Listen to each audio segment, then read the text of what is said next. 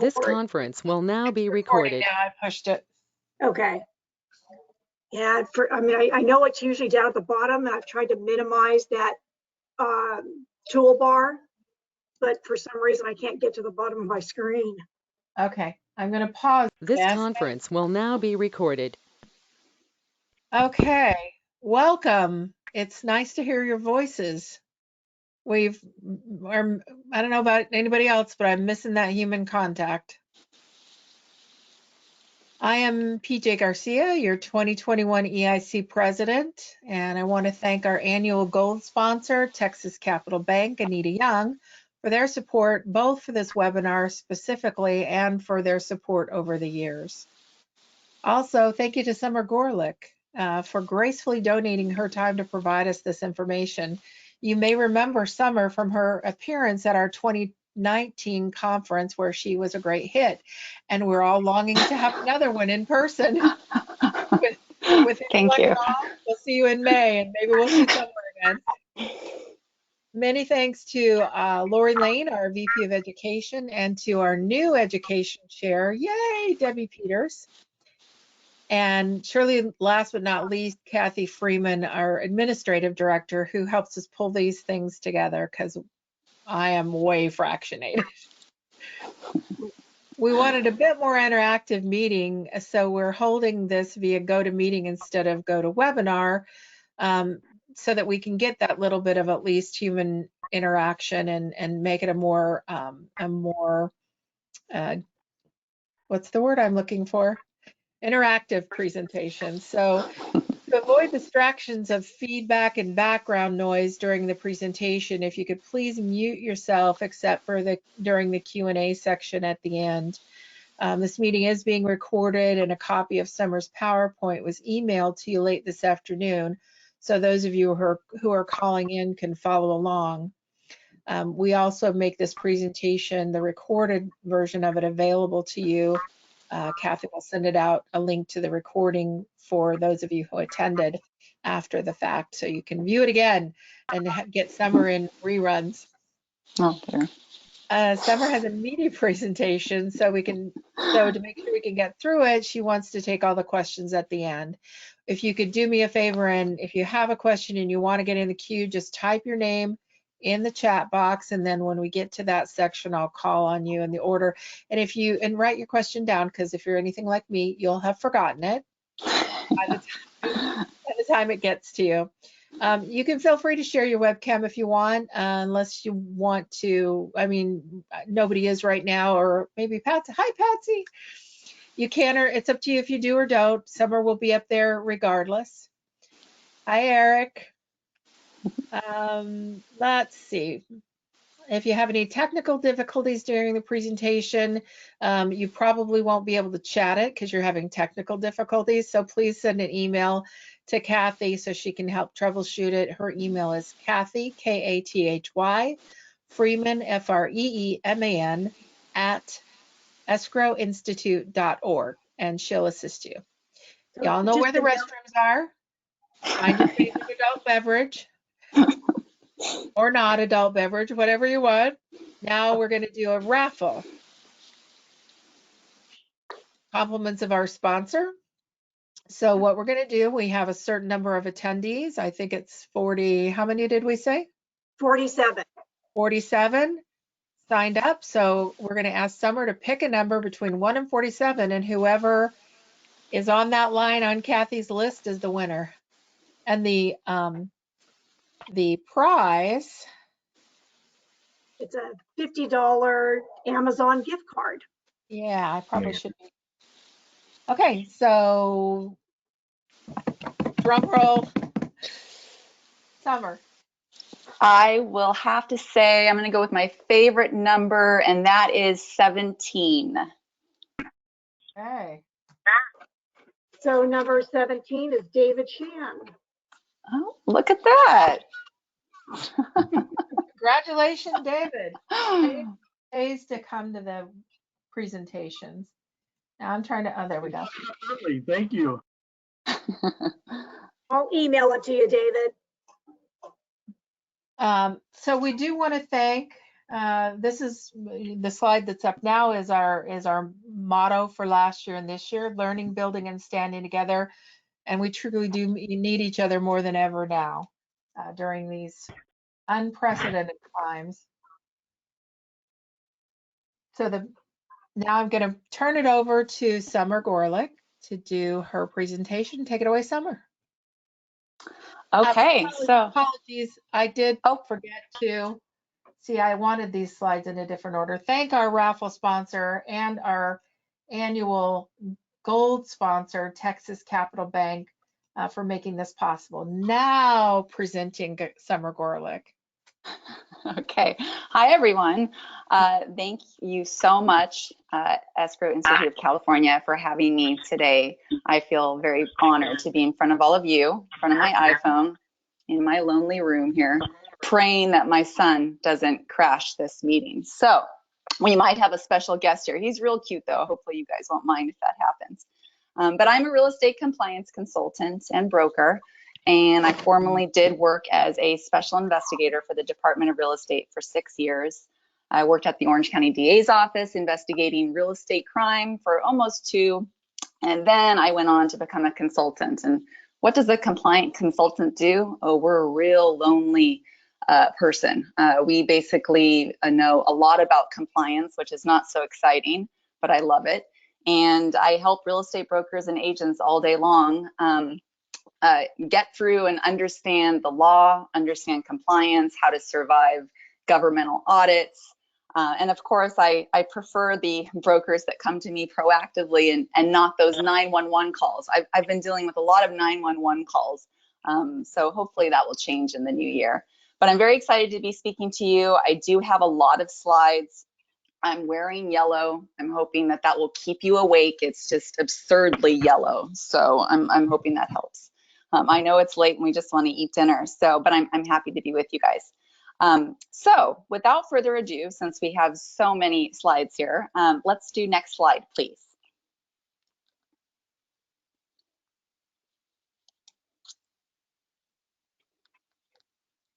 Oh, there we go. Thank you. So what am I going to be talking about today? Well, a whole lot. I'm going to give you a quick update about the Department of Real Estate, an enforcement update. I'm going to talk about investigative inquiries that are going on, a new scam. I'm going to touch on the complaint resolution program. I'm going to also be speaking to you about something that's made a lot of noise in the industry recently, and that is the Department of Justice's lawsuit and settlement with the National Association of Realtors. It's a bit wild. I'm going to touch on compensation, unlawful referral fees, what I'm seeing, commissions, fees, and profits, just some rules and reminders to keep in mind. And I'm going to conclude with a discussion about transaction coordinators and their fees. And then finally, your questions and my answers. Hopefully I can answer them for you.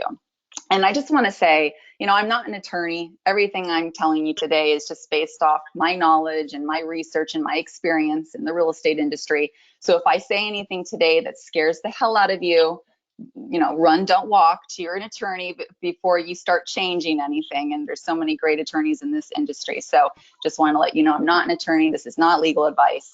And that's about it. Okay, next slide, please. And next slide again. Okay, so what's going on at the Department of Real Estate, my old employer?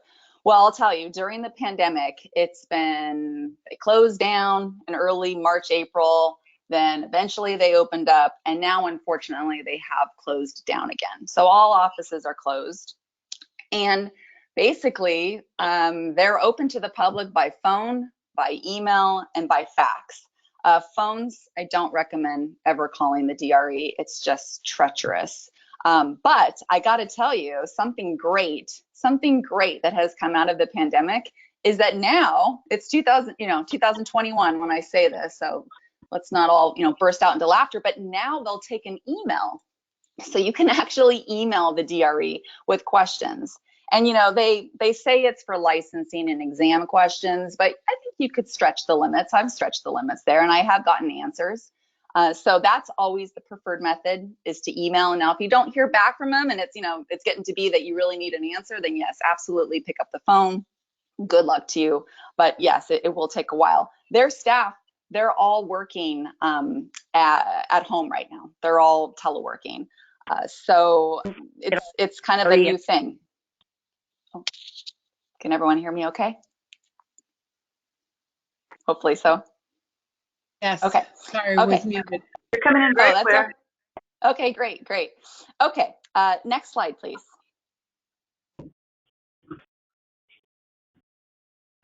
So I'm sure most of you know about the industry guidance that was put out by the Department of Public Health. Basically, guidance for real estate brokers and salespersons working in this industry during the pandemic. There's a lot of industry guidance on, showing homes and the protocols that need to take place. Well, I wanted to share with you that I've learned from the DRE that they're receiving a lot of complaints from other licensees, of course, complaining that their colleagues are not adhering to that guidance. And the DRE is actually entertaining those complaints, which I'm a bit surprised about. But they're entertaining those complaints and they're investigating them. And while they're closing them out, probably with warnings, I have been told by high up people that if there are repeated violations, someone that's ignoring this guidance from the Department of Public Health, they will go after them. So I'm not really sure what code sections of the DRE they would use to do that. And I wasn't given any specific answer on that either. So they make it creative. I will tell you that if the Department of Public Health were to file an order against a licensee for violation of this guidance, DRE could use that as a basis for disciplinary action under the real estate law. So they always have that method. Okay, next slide, please.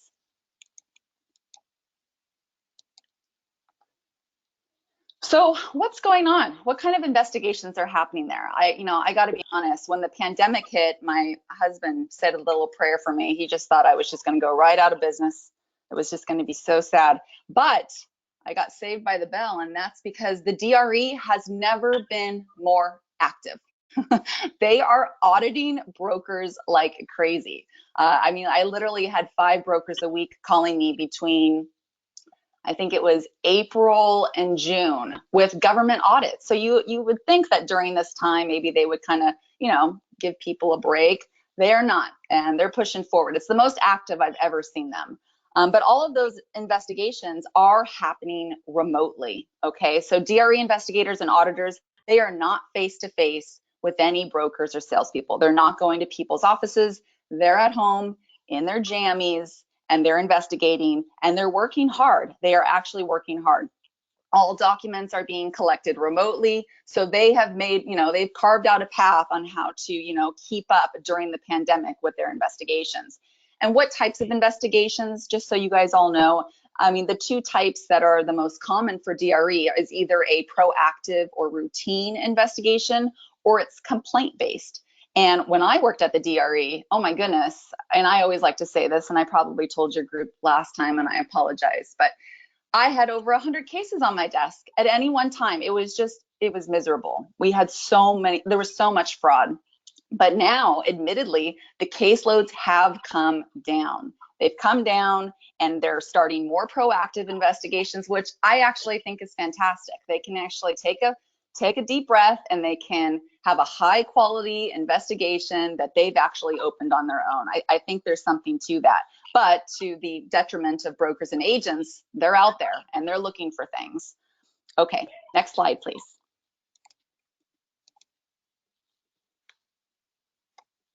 So what kind of things is happening out there? Well, mishandling of trust funds is just the most infamous violation there is. With brokers and trust funds, it just doesn't mix. Oh, someone has a fun ringer going on there. Mishandling of trust funds is the most common violation that leads to brokers getting in trouble for getting legal accusations filed against them. Most brokers that call me in a panic, it's because they have a broker escrow division or a property management division, and they have trust fund handling issues. Sorry, somebody's put us on hold. Can y'all please mute yourselves? Okay. I don't know I'll figure out who it is. Okay.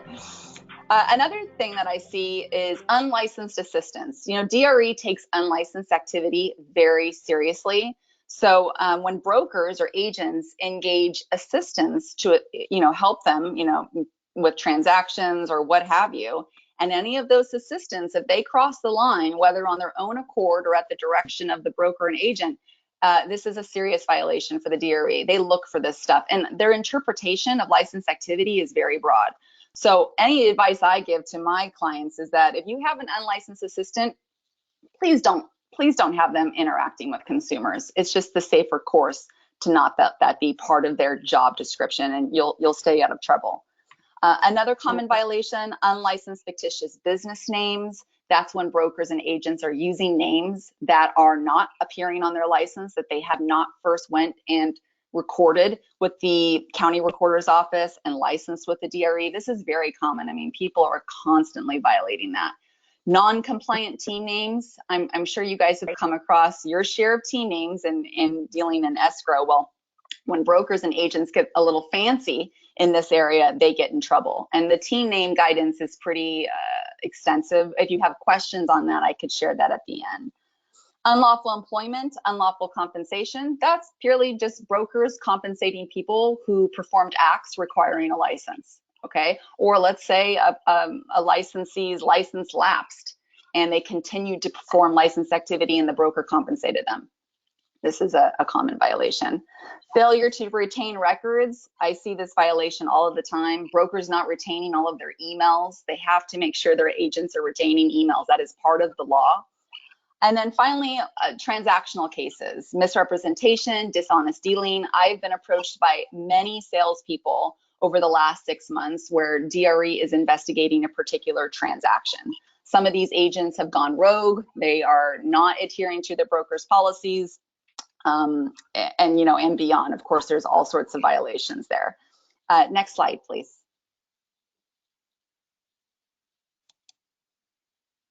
So what does DRE do? Well, they can do a few things. They can file a corrective action letter, which is really just a piece of paper that remains public. And it's like a slap on the hand. Nothing really comes from it unless you make that same mistake again. A citation and fine is basically something that's not public still, and they can get fined for their violations. Usually these violations are pretty minor, technical, nothing very serious, obviously. And if the broker or agent was cooperative, if they showed that they've corrected it, there's a lot of factors that play in whether the DRE decides to issue a citation and fine. I left the DRE right as they started this unit. I was kind of bummed out. I really wanted to issue brokers and agents tickets. I was bummed out over that. But look at how much money, $2 million in fines. They published this not too long ago. I mean, they're making money off this unit. But again, it's a benefit to the licensees because it's not public. You won't find any of this on their license record. Wow. What you will find is a legal accusation. So if they violate the law and the DRE takes formal disciplinary action against them, it will lead to a suspension, restriction, revocation being the worst, perhaps, just being fined. So there's different, remedies that the DRE has, but no one ever wants a legal accusation on your record. Even if you get out of it, you still have that on your record. Next slide, please.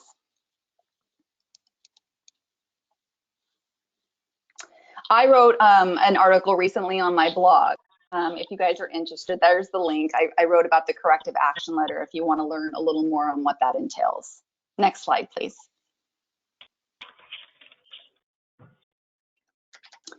A new scam. The DRE just put out an advisory in December. Apparently, some scammers are now calling licensees, pretending to be the DRE and asking for money, telling them that there's an investigation against them or there's a license issue and that they need to pay the fine in order to clear their license, and they're demanding that these fees be wired.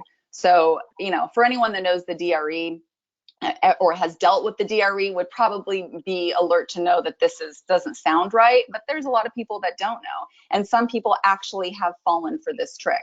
So DRE put out the advisory. They're telling licensees to report it to the FTC if this comes, to their doorstep. But basically what I would do, if any of you are ever contacted by a DRE investigator and they start asking you for money, get their name, get their title, get their number, and call the DRE and report it and verify the identity. Just be careful, because I could see them calling anyone, not just licensees. They could call escrow holders, broker controlled or independent, because a lot of time DRE investigators do contact escrow. So it's possible. So something to be aware of. Next slide, please. Okay. So I put these slides in at the last minute because I thought, I wonder if you guys know anything about the complaint resolution program. I don't know that not that many people do. It's basically a program that's been around for several years now that the DRE created to handle informal disputes or issues, something that they could quickly resolve, minor issues that they could take care of without escalating it to, the DRE investigation phase. So it's a unit that will take calls from consumers to help with issues. And I've included a link here. If you're interested in this program and want to learn more and the contact numbers, and if you need to speak to them, there's the link there. And on the next slide, I'm going to tell you the types of issues that the complaint resolution program looks at. So next slide, please. So if consumers are having trouble getting copies of their documents, let's say their agent or broker are not returning their calls, or consumers might be questioning things that they need to sign or demands for commission, this type of stuff, this would basically be a unit that they could call, and the DRE investigator will actually call the broker and agent and try to intervene and mitigate the issue. And when you're a licensee and you get called by the DRE, you're going to do anything they say. So this is actually a good route to get some action. And the reason why I wanted to put this out to all of you as escrow people, as I was thinking, while it doesn't say escrow on here, it says consumers, but you are the public as well. So if you have an issue with a broker or an agent or someone not answering your calls and you need to get information to them or get information from them, you might think of, calling upon the complaint resolution program for that assistance. So just another tool in your pocket in case you need it. Next slide, please.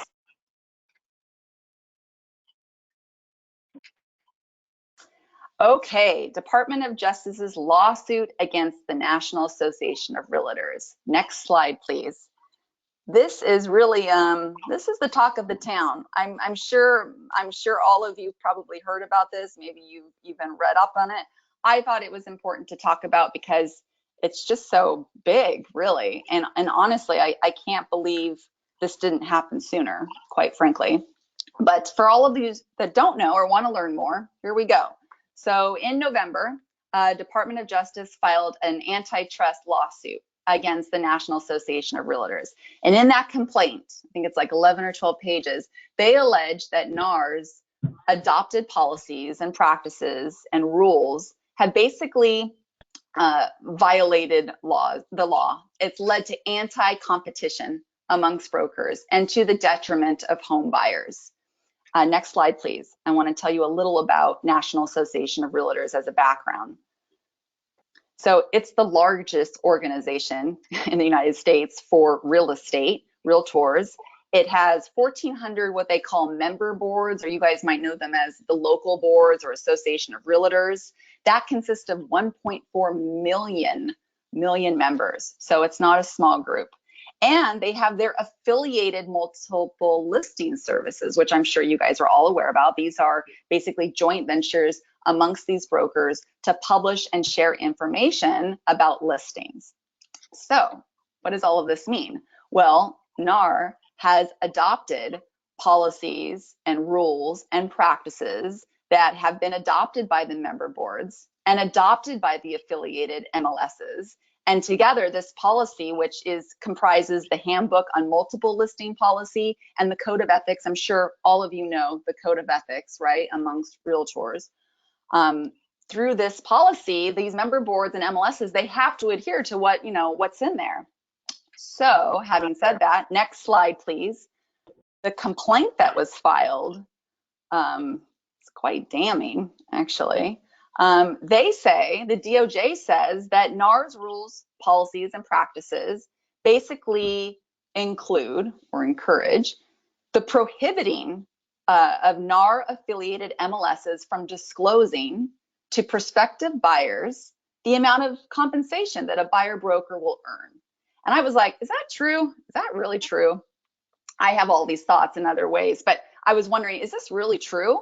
And I looked at the complaint, and then I looked at the multiple listing policy, and it's like, wow, it's there. It's in black and white. They just took it from that.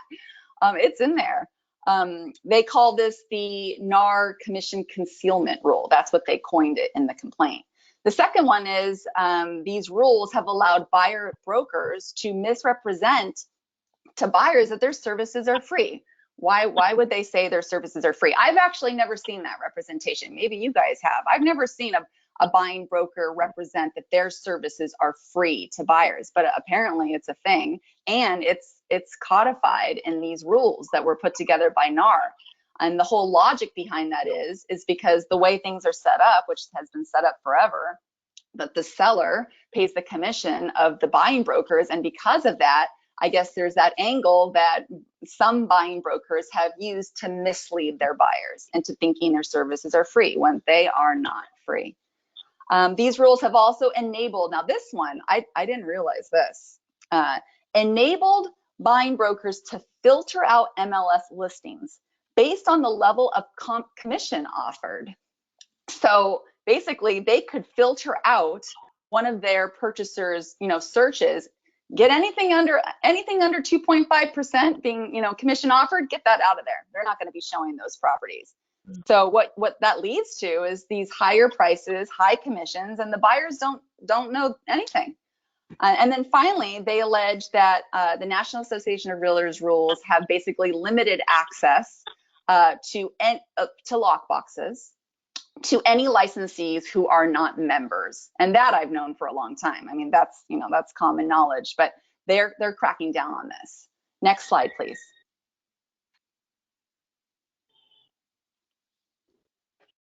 So what does all of this mean? They say, the DOJ says, these practices have led to higher prices, of course, right? I mean, when a seller meets with a listing broker and they're thinking about what they're going to set the list price to be, they're weighing in what that 5% or 6% commission is, right? Sellers would be scared to offer anything less than, kind of the 5 to 6% because they don't want buying brokers not to show their listings. I mean, that's true. I'm sure I know some people out there are shaking their heads in agreement there. They have to be. Buyer brokers do not need to compete against each other, right? They don't have to rebate their commission. This has allowed, basically, this non-disclosure has allowed, buyers to be kind of taken advantage of, or not kind of, have. Home buyers are both less likely and less able to negotiate a discount or a rebate off the offered commission. I have 10% left on my phone. So you want to talk about a feeling of suspense, but no one panic. Don't worry. I can always switch to my computer here. So no one, I just wanted to, I'm very transparent in everything I do. So I'm just letting you know. Okay. The complaint says that consumers have been misled about the free service issue, which I agree. And how about the steering of home buyers away from properties with low commissions? That's a given. Finally, limiting access to the lockboxes. It's basically limiting exposure to sellers' properties. So all of this is bad. I think most of us would agree. Although I will tell you, the discount brokers, they're celebrating this. Sort of the old guard in real estate, I don't know how excited they are about this. So there's mixed feelings. Let's go to next slide, please.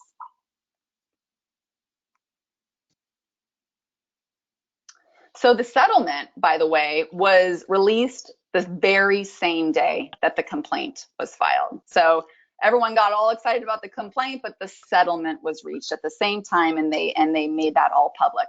Basically, and I won't read this line for line, but the settlement is, hey, NAR, go back and change all of this, right? You're going to have to change the code of ethics. You're going to have to change the handbook on multiple listing policy, and you're going to have to take out anything that has allowed and encouraged these practices. Next slide, please.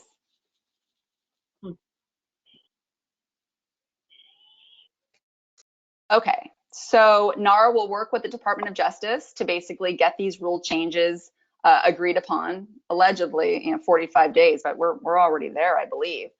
Board of Directors will have to approve them, and then the court overseeing everything will have to approve it as well. And interesting, maybe not, maybe so, but National Association of Realtors has admitted no wrongdoing or liability here, and they were not fined. So this is all very peaceful. It's all very peaceful as it just completely impacts the industry. Next slide, please. Okay, so what will this do to the real estate industry? I say all good things. Greater transparency on buyer brokers fees and commissions, as it should be, right? A buyer should know how much their agent is making. It's not, that's kind of a no-brainer. And they should know at this stage, right? I mean, they need to know during the transaction, but they should know at this stage as well.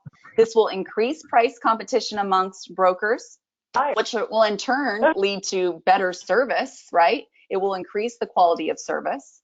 It will empower informed buyers who now have knowledge about this to negotiate commissions with their agents. It's going to open up all of these new doors, which quite frankly should have been open.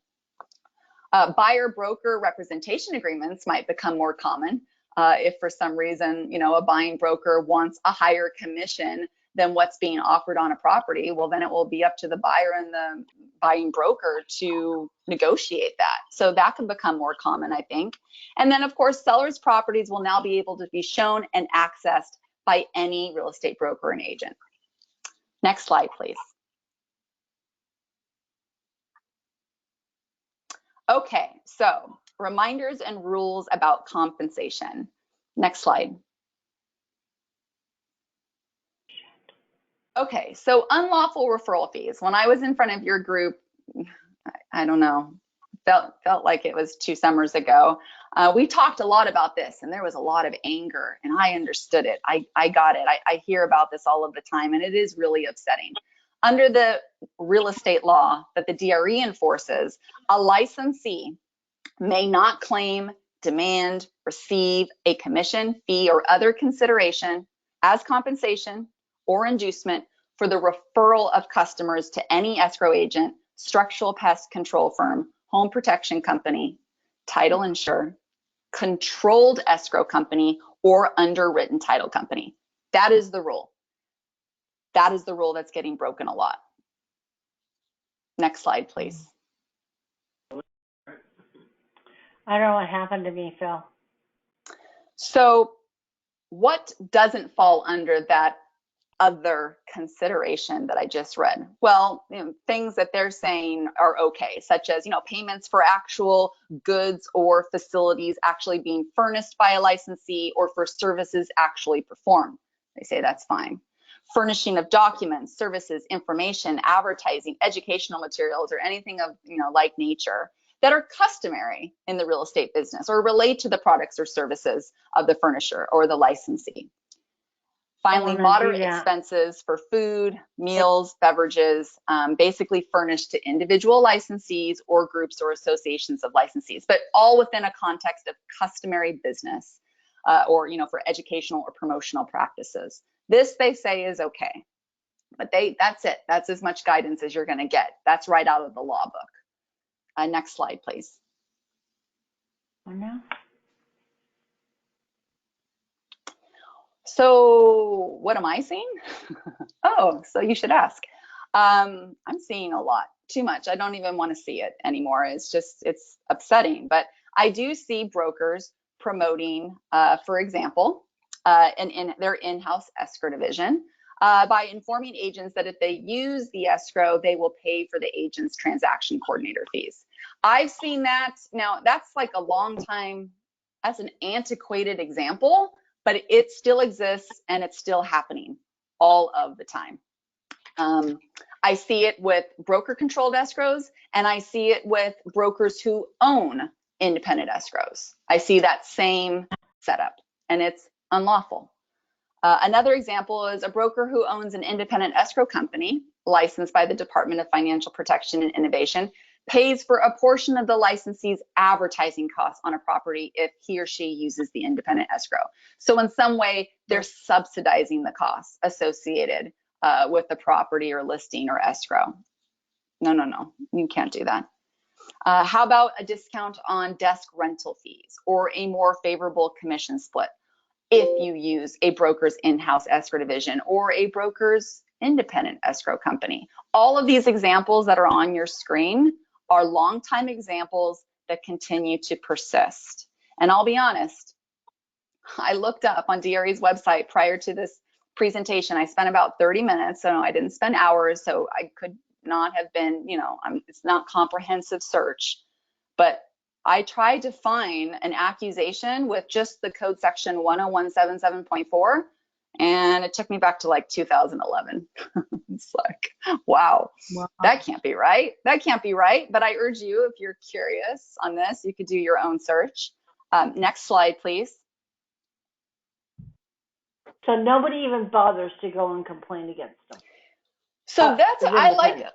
Oh, I don't know if someone knows that I can hear you. I hear you. And you're right. But what I was going to say is this. File a complaint. She says we're far too complaint. Who is that talking so I can label you?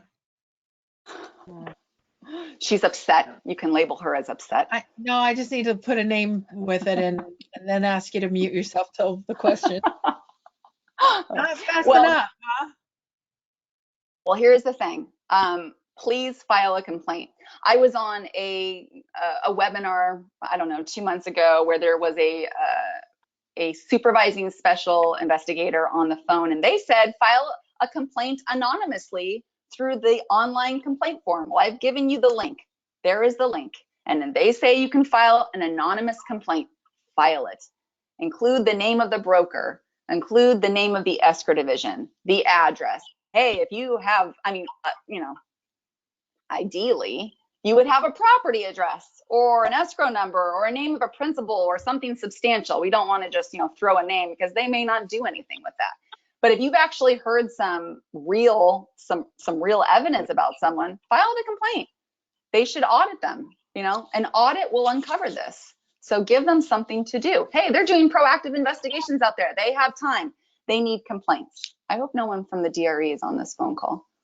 That's okay. That's okay. I stand by what I said. Okay, next slide, please.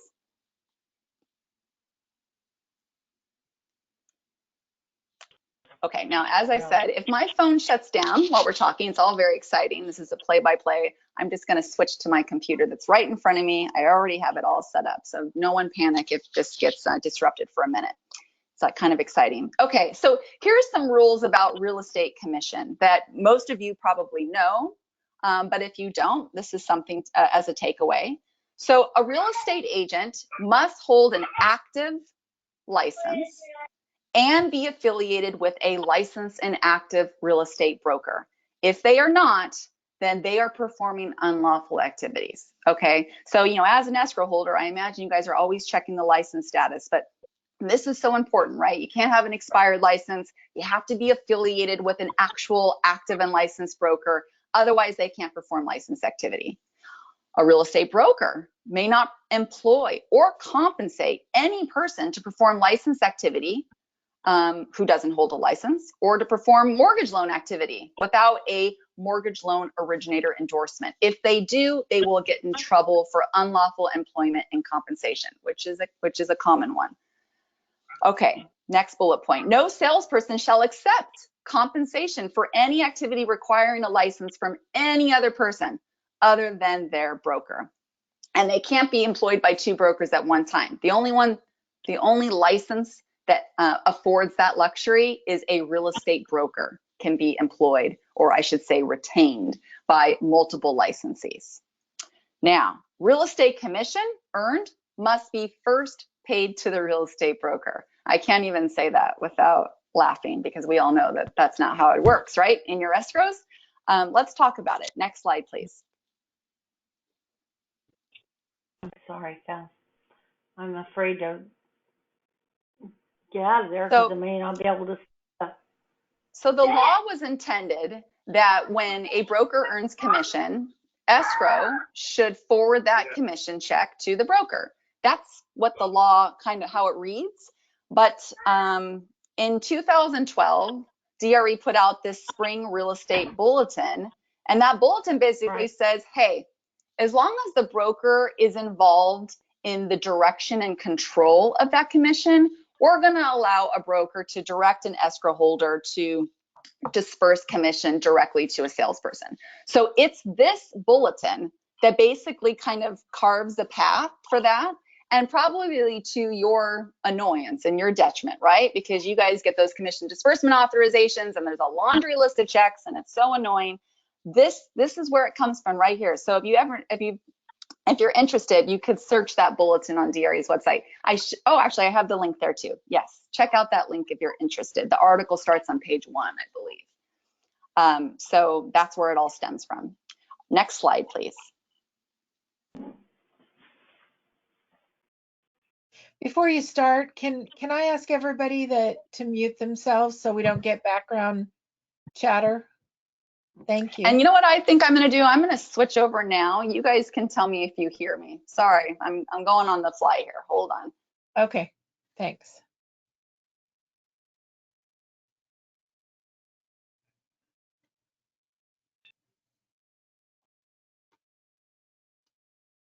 I see you twice. No audio. So I think what will happen is once I sign off on the phone, it will allow me to do audio here. So Great. But before I do that, I'll just stay like this for just a second. Sorry to see me twice here. Okay, so the penalty for payments of unlawful compensation is under BMP 10138. It's actually a misdemeanor, punishable by a fine of not exceeding $100. Yes, I know that's not a lot of money, but misdemeanor is the scary word here.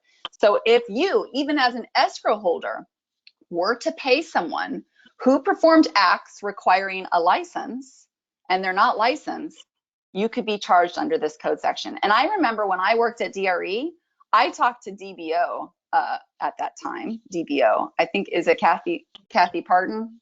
I don't know if that's her name. Yes. I can't remember. Yes. And she told me that they could take action under this code section too. So I don't know if they've ever done it. I don't know if they're doing it, but that's what she told me. But DRE could take action under this code section. Okay, so next slide, please.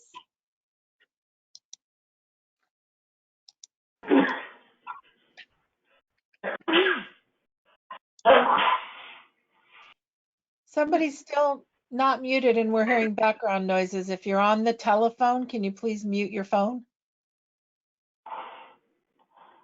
I'm talking to you, caller 5. Thank you. Okay. So now we've talked a lot about compensation, right?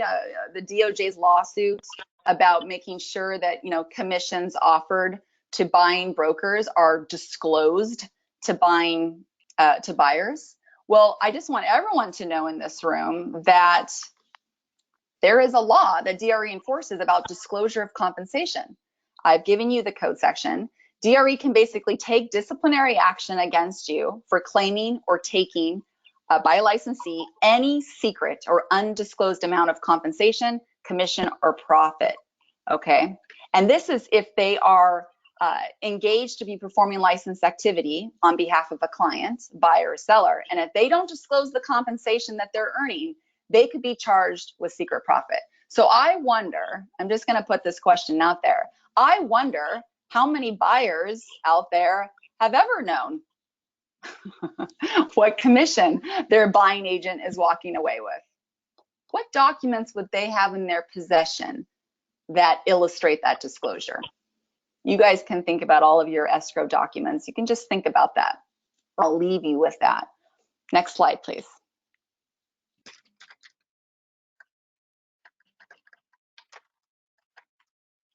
Okay, transaction coordinators. They help agents and brokers move along the transaction. They perform administrative duties, right? They're not performing license activity. We hope not. They're managing deadlines. They're scheduling appointments. They're sending and receiving paperwork. They're gathering signed documents. You do not need to hold a real estate license to do any of those activities. So why am I even talking about this? Next slide, please.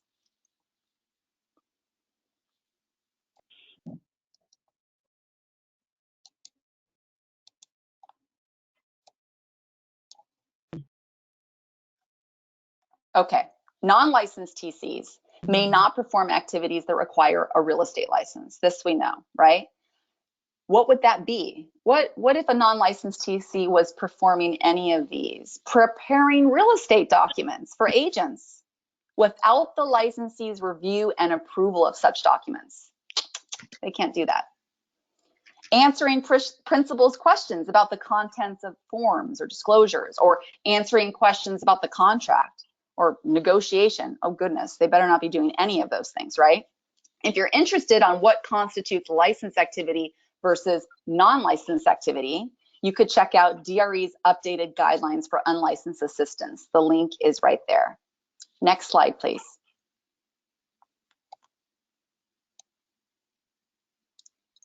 Now, even if you have a licensed TC, don't be lured in by that, okay? There's a myth here, okay? A licensed TC is truly only a licensed TC that can perform licensed activity if they are affiliated by the broker on behalf of who they're performing licensed activities, or, you know, if a licensed TC is performing TC work for broker A, and they say they're licensed, and let's say they're crossing the line, unless that TC's license is affiliated with broker A, they are not allowed to do what they're doing. They're actually considered non-licensed. And you know, there's so many email signature plates where I see TCs and transaction coordinators, and they'll say they're licensed. That's great, they're licensed, but they can't be performing license activity. There is a line there. And you know, I don't know if everyone knows that, but there's definitely a line. And why it can get a little dangerous, next slide, please.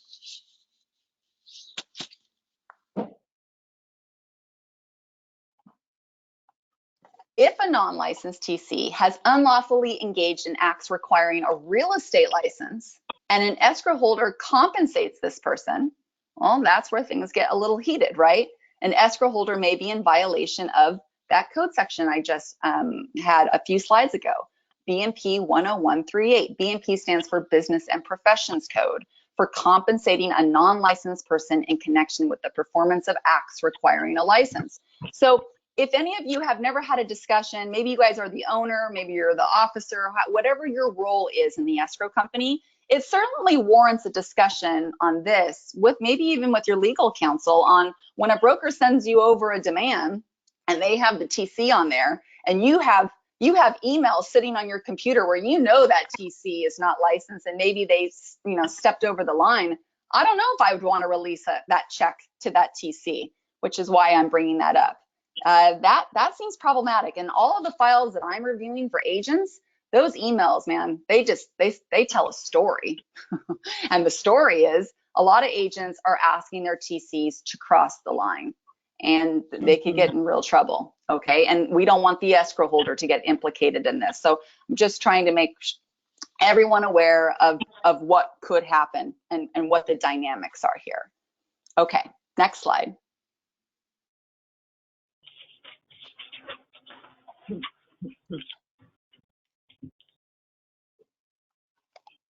Lost your audio. What? Summer, we lost your audio. That you, Mom? Oh.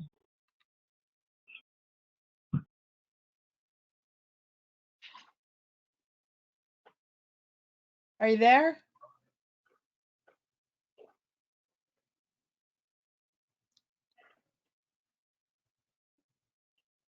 Summer, we've lost your audio.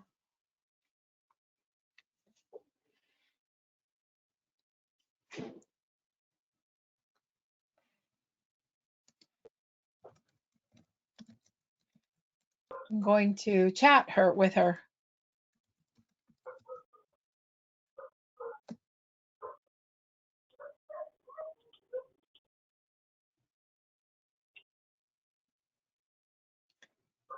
Darn it, just when we got to the questions.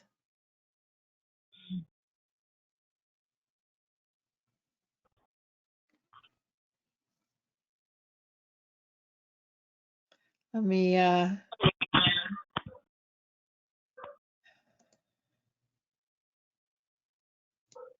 we've lost her video.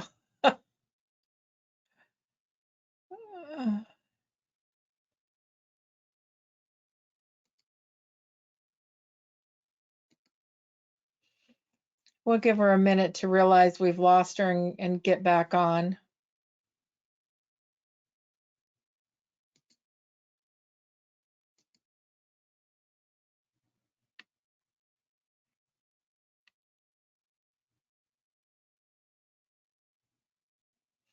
Kathy, do you have Summer's number that you can call her if her phone isn't dead? I'm actually trying her right now. Okay, thanks.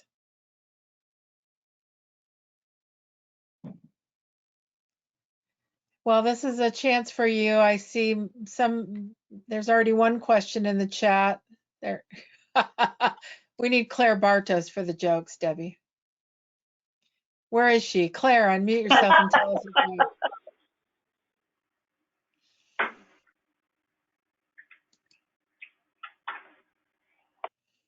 Ah, technology.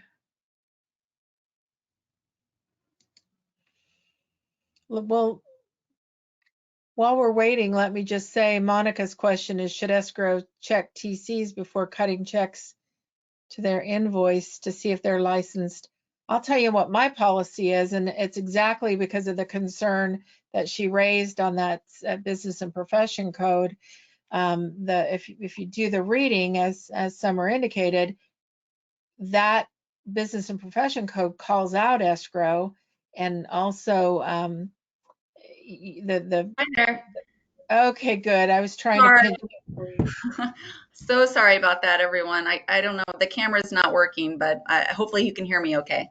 We can. So are you ready for Q&A? I am. Thank you. 2-minute break there. Thank you. Okay. So Monica, do you want to ask your question directly, or do you want me to read it for Summer?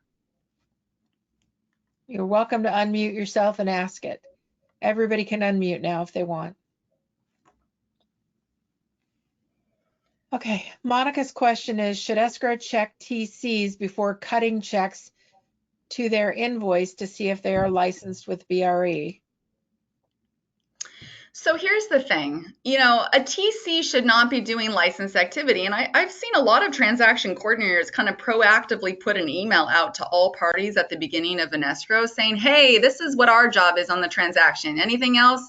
Look to the agent. So that's normal transaction coordination. And if you don't, in my opinion, which is not a legal opinion, but in my opinion, if you haven't witnessed any license activity, then you don't really know, right? If license activity occurred, you might not have knowledge about that. Would you be liable if there were license activity going behind the scene and you issued that, check to the TC? Now that's a good question for an attorney. But I do see files all of the time where there's emails, and the emails are like paper trails of evidence that a TC has crossed the line. And then I cringe when I see the commission disbursement authorization and there's a payment being directed by the broker to escrow to release the TC check.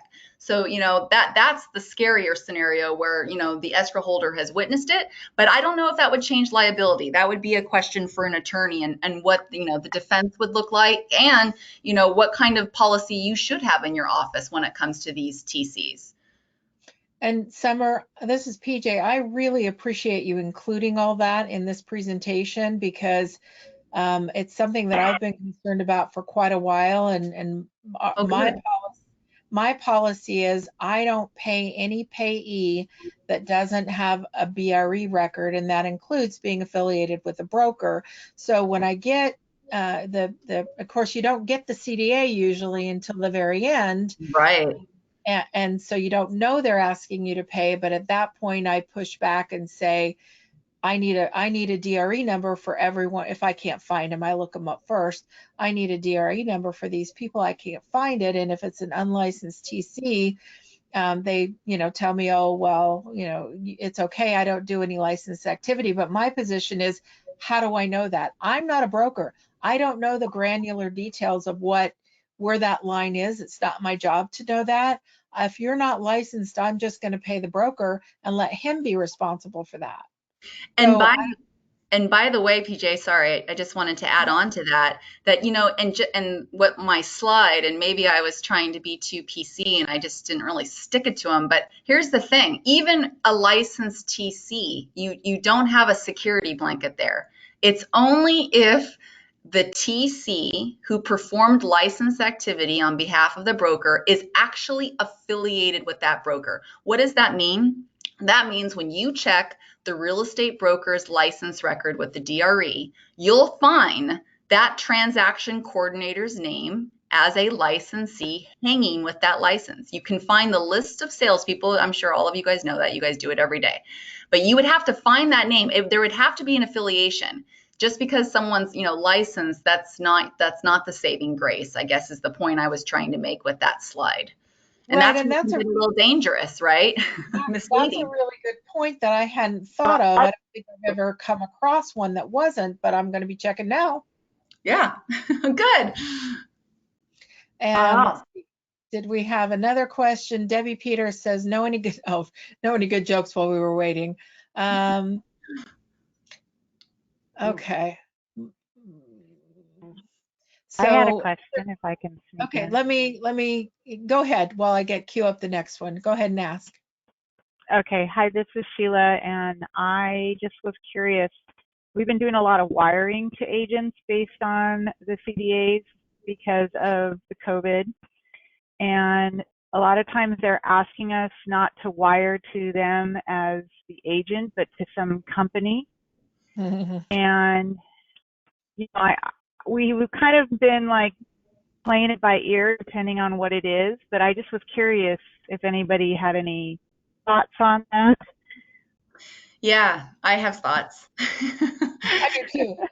So that bulletin that I gave everybody, the one from 2012, the spring real estate bulletin, that bulletin gave brokers a lot of wiggle room on this, and agents, right? So it basically says in there that a broker could pay a commission to an agent's own personal corporation, as long and the idea being it's for tax purposes only. That's it, period. That's the mentality, at least, right? So as long as, and it says it in this bulletin, I urge all of you guys to read it if you've never read that bulletin, that particular article, unlawful employment and compensation article, as long as there's no evidence that that corporation performed any license activity. Now, if that agent has gone beyond what they can do with that corporation, if that corporation is showing in their email signature plates, maybe it's showing on real estate documents or advertising, whoa, no. That's unlicensed activity right there. And you would not want to release any commission to that corporation. So again, it's kind of one of those things that's sort of like a gray area. What if you have no idea what that corporation is doing? You guys are busy at your desk. You don't know what that corporation's out doing in advertising and other things. So this is certainly a policy call, and it warrants a discussion with an attorney on, how you look to these demands being given to you by brokers. But technically, the DRE says it's okay for a broker to do it. And it might even go in to say that the broker could direct the escrow holder to release these payments. But that would certainly be up to the escrow holder's discretion at the end of the day. And the question I have is, how are we verifying those wire instructions? Are you using the same level of diligence on a wire instruction for commissions that you would for the other wire, and are you charging for it? Always, yeah. I think the answer is yes on that. Absolutely. Okay, because I get them all the time just emailing me, why are the commission here? Well, why on earth would you think that I would just, based on something I got from the agent or a TC, agree to wire commission instructions? I have a wire agreement that, anyway. The next question is, what would happen to the brokerage if what I sent earlier in the chat was turned in? I feel like people have turned in things like this and nothing is done. Did I miss? Martine, do you want to clarify that? I think I missed. Yeah, we got an email from, it was an agent's brokerage asking why he was charged a cap fee. And they actually copied us on the reply and said that if he used their in-house escrow, that he wouldn't be charged a cap fee, but he's being charged it because he was using our escrow company. And it's stuff like this happens all the time. We actually have it in writing. I mean, I don't turn people in because nothing's ever done, but this is happening all the time, and I have it in writing. Well, hold on. You have it in writing. The question is, well, the problem is if you file that complaint anonymously because you don't want anyone to know that you filed it, if there's that concern, if we don't care, then you have a hot piece of evidence in your hand that I would absolutely file the complaint about. I mean, you know, if that's good evidence. Emails are just so dangerous, so dangerous. And so, Summer, if somebody was reluctant to do it and be named in it, if they did it, if they redacted their name and gave it to the trade association to submit the complaint, would the DRE take that seriously? Well, here's the thing. If I get it, you'd want to redact the name. So then, you know, that email is just looking kind of, you know, a little more thinner, flimsier. However, if I was the DRE and I'm wearing my proactive hat, well, hey, guess who's getting audited next? I'm telling you, I got audits coming out of my pockets here with DRE. That would be one that would warrant a real audit. I mean, you know, and maybe these, you know, a lot of these brokers doing controlled escrows have never been audited. And I talk to I talk to the full spectrum, those that are very law abiding and those that are always trying to find shortcuts. And it seems like those that are trying to find shortcuts, they just haven't had their day in front of DRE yet. So in my opinion, I mean, what would be the worst case here? They don't do anything. At least you knew that you did what was right and filed the complaint. That's my thoughts. Okay. Micah, do you want to ask your question or shall I read it? Can you hear me okay? Yes. Okay, so as of late, we've been receiving more of these modifications of terms, different disclosures given by the brokers. I have one broker that, can you hear me okay? That is not allowing their agents to change commissions once the contract has been accepted, based on that they're doing this modification of terms specific to commission after the contract date. Is this something that you're seeing on your end as well? Is that more of a broker policy or a DRE compliance issue? That's definitely not I mean, DRE doesn't have any law or regulation that would prohibit a commission changing after, you know, the purchase agreement has been executed. In fact, I'm seeing that all the time, that, you know, there's credits being issued or reduction in terms. So that would be, in my opinion, that would be a broker's judgment call on that. Maybe that's just their policy. They don't allow that to happen. Deanna? Thank you.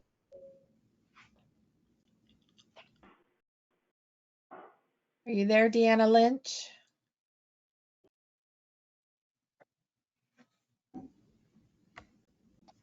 Okay, Deanna's question was, so a TC has to have a broker license if they are independent of any broker in order for us to pay them without consequence, correct? So that's an interesting question. A TC who holds a broker's license, yeah, a TC who holds a broker's license is licensed, right? However, what is their role in that transaction? So they have a broker's license, so that means that they could be affiliated with 5 different brokers because they hold the broker's license. But the same thing is true. If broker A has hired this TC to perform TC work, and that TC is, you know, going above and beyond and crossing the line over into license activity, that TC's broker's license still has to be affiliated with broker A. So just like salespeople, the same rule applies for brokers. They call them broker associates. And DRE, and actually DRE requires more recently, this is a newer thing than an older thing, but broker associates have to report to the DRE who they are affiliated with. We can track brokers now. So in that case, it wouldn't change. That TC's name has to be a broker associate under that broker if that TC is performing license activity underneath the broker. Does that make sense? Kind of. Yeah, I think it does. Okay, the next question is, the licensed TC a licensed agent, or do the TCs carry their own type of license? TCs do not carry any kind of license with the DRE. I know that there's certifications that TCs can go through, through the local board and California Association of Realtors, but DRE holds no such certification. So you either hold a license or you don't hold a license. Okay. Jennifer, I'm sorry, I forgot to ask Laura if she wanted to ask her question. Jennifer, do you want to ask your question? You can. Okay. Does the TC payment guideline apply to a buyer or seller paying a TC directly, not coming from commission if it is listed on the RPA or addendum? I'm sorry, can you say that one more time? So if a buyer or seller agrees in the contract to pay the TC not out of the commission, is that allowable? It's definitely allowable, right? And that's your agreement that the buyer or seller have agreed to pay the TC fee. However, that wouldn't really change the dynamic, in my opinion. Like if a TC were performing unlicensed activity, just because the buyer or seller are paying for it, instead of the agent or the broker, in my opinion, it doesn't change whether there'd be a violation of that law compensating an unlicensed person who performed license acts. So just because you don't call it commission doesn't mean that they're exempt, because you still don't have any way of knowing whether they crossed the line. Great point. Exactly. DRE doesn't, it's compensation, right? It doesn't have to be a commission. It can be a flat fee. It could be anything. If it's compensation, that's the golden words there. Yes. That was a really good question. Thank you. Deanna, are you wanting to ask your question about an independent TC? There isn't such a thing as an independent TC, the way I heard it. Well, so the question is, so there is no such thing as an independent TC then? Right. It's a confirmation question. Well, okay. Sorry. Independent TC. I mean, sure, there's independent TCs. I don't know exactly how that term is being used. I mean, most TCs, most files that I've reviewed in the last 30 days, just as an example, and I've reviewed so many files. These TCs have companies, and yes, some of them are independent from the broker, and and there's no issues. There's a lot of files I review where there's no issues. But if you were to witness those issues, I would be very reluctant to pay them any fee at the close of that transaction. So the broker can pay them if they're not licensed. But yeah, I mean, some brokers handle that kind of behind the scenes. Yes. I mean, by the way, everything that's being asked of you guys to release per that commission disbursement authorization, once upon a time, more so old school brokers were releasing all of those checks. It wasn't escrow doing that, right? And you guys know that. So yes, if you weren't so nice and hardworking and trying to keep the repeat business going, then you wouldn't honor those commission demands. You would just send over the gross commission to the broker and let them release their checks. Oh Lord, let's go back to those days. I know. So Melissa wants to know, and she can ask if she wants or expound on it, what would be the perfect scenario when escrow is allowed to pay the TC? What would be the perfect scenario? Well, again, I go back to this. If you personally didn't witness anything, that makes me feel good. And you might think twice, right? When you get copied on emails between brokers and TCs or agents. I mean, I can't tell you how many emails I'll see where an agent will tell the TC, go draw that addendum. And then I ask myself, did the agent look at that addendum before it was released into the world for buyer and seller to sign? Probably not. And it specifically says in DRE's guidance for unlicensed assistants, it says that if a non-licensee prepares any documents for a licensee, for a real estate agent, that better be reviewed and approved by the licensee before it gets sent to a principal. So as far as policy, you guys, I would feel I'm so ultra conservative when it comes to compliance. I mean, it would just exhaust you. So the safest play, in my opinion, is to ask this question to an attorney. And then, there might be some judgment calls. Maybe it's a bit of a gray area. You're going to have to make a business decision on how you handle it. But I'd rather you guys be having those discussions, enlisting attorneys for their input on this than not, right? This is a good cause. It's a worthy cause. And the trend is now to copy everybody on everything. So escrow is getting a lot of information that we really don't want. Oh, I know it. It's horrible. Yes. Reply all seems to be the default setting. Okay. Well, we're running a little long, but we did have a little bit of a patch. So are there any other questions before we wrap up? Speak up or type up. Okay, I'm not seeing any.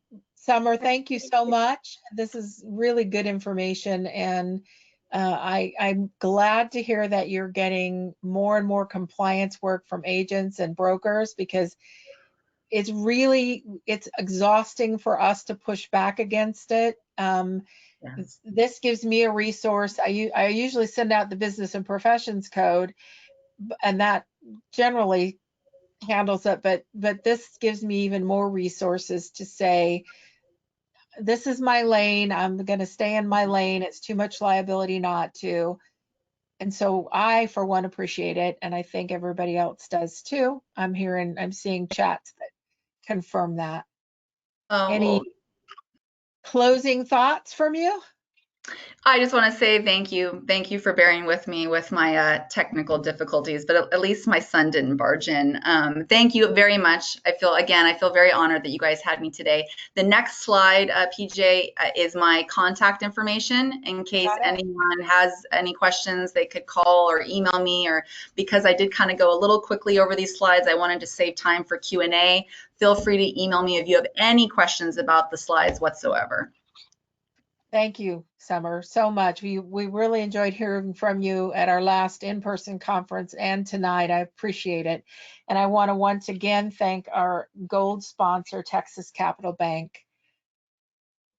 And with that, we're done. Bye, everyone. Thank you so much. Enjoy your evenings. Thank you. Summer. Bye-bye. Bye.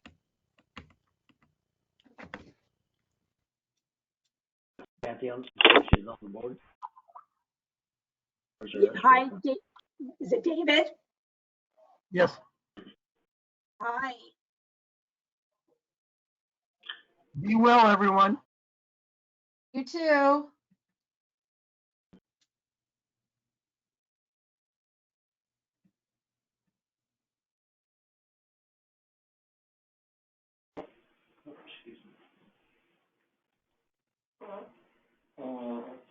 Well, we got it going, Dad. Okay. That was interesting, huh?